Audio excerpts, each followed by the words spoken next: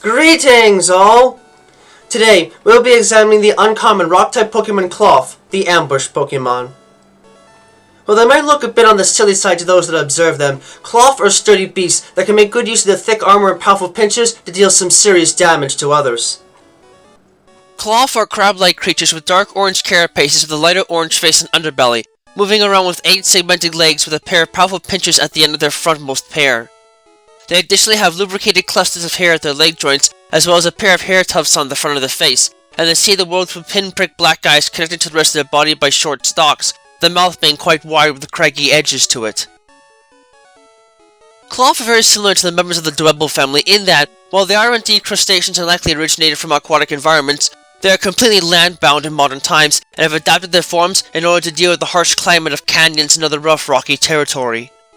The major adaptation to this can be found in their shell and joints, as while the former has grown so thick and sturdy that it has rendered them pure rock types, the latter has adapted to the use of moist hairs that help to lubricate the joints of their body by gathering moisture from the air and using a pump system inside of said hairs to distribute water throughout their joints and forms. This helps these beasts a great deal, as they must rely on their jointed body to feed, their sharp pincers being their primary tool for taking care of potential prey items. Their claws are said to be both strong and quite dexterous, being able to rotate slightly to give them better angles of attack along with the rest of their arms, preferring to use a single claw to hold on a potential prey item tightly before using the strength in their other claw to break through whatever hard covering or other defenses they might have to make an easy meal out of them.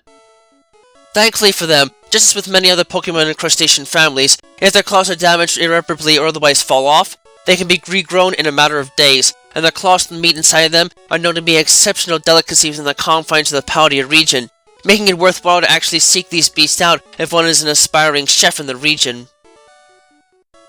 Because of how large and cumbersome their forms can be for them among the fast-moving prey that otherwise like to populate their native habitats, Klawf have come to rely on ambush tactics in order to take on and take out potential prey. These beasts are able to use the thick tips of their legs to dig into rocky surfaces and suspend their entire body mass on the sides of rocky faces, waiting for prey to come by. The moment that something gets close to them, these beasts will quickly let go of their rocky perch and will let gravity, with a bit of a push for horizontal movement, to bring them crashing down onto their prey item, hopefully hurting and stunning them long enough for Klawf to attack and finish them off with little issue.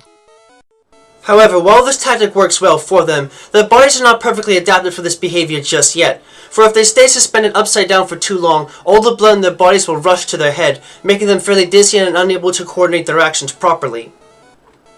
This being said, they do have their tough shells for defense in case of retaliation, and given their unique anatomy, their potential signature anger shell ability can help to give them a bit of extra power to their attacks and pep in their step. Additionally, having access to shell armor is a base ability if their bodies are especially hard, and even regenerate is a hidden ability if they're able to regenerate damaged body parts faster than normal, so they should be approached carefully to avoid triggering them and making any confrontation with them worse to deal with. As far as the stats are concerned though, it is nonetheless acknowledged that these beasts are not the strongest of fighters, as most of their base stats are below average for fully evolved rock-type Pokemon. The only exceptions to this are the base defense and speed stats, but this can at least help them to get the drop on others and withstand a decent amount of punishment that not all of the rock types are capable of demonstrating. Klawf might look even goofy to me, but I would be the last one to say that they aren't a beast worth taking seriously on their own. Despite their large size, these creatures are deceptively good at ambushing others, their flat bodies tending to blend in at least a little bit with the orange sandstone that can be found in places like the Paldea region where they tend to dwell. Their overall combat versatility is a bit limited beyond this, having access to little more than physical attacks with only a few techniques naturally, but that works in their favor as it means they have many different ways to utilize their powerful pincers to tear and break apart others once they get their claws on an opponent. The fact that they tend to get a bit dizzy from waiting for too long for prey to come by does offer a few laughs on my end at their expense, but I still wouldn't underestimate them, especially since their anger shell ability can potentially give them a needed boost in agility and offensive power when the chips are down, a tactic that in turn can make or break them depending on whether they can get a jump on an opponent, as the defenses are lowered from the ability as a consequence.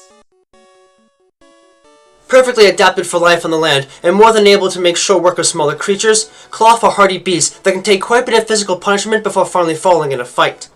You might have to keep your eyes open to avoid getting pounced on them in the native territory, but given what they can do with their pincers, it's something worth keeping note of if there are tall cliff faces around you where they could potentially perch.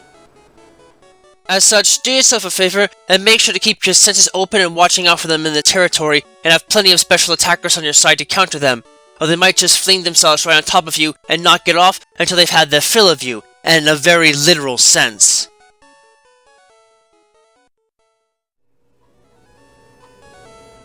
Thank you for watching this video. It brings me great joy to be able to speak to you all in the world each and every time we meet like this, to explore the many different facets of both the world of Pokemon as we know it, and the world as we live it, through every adventure we have with Pokemon by our side.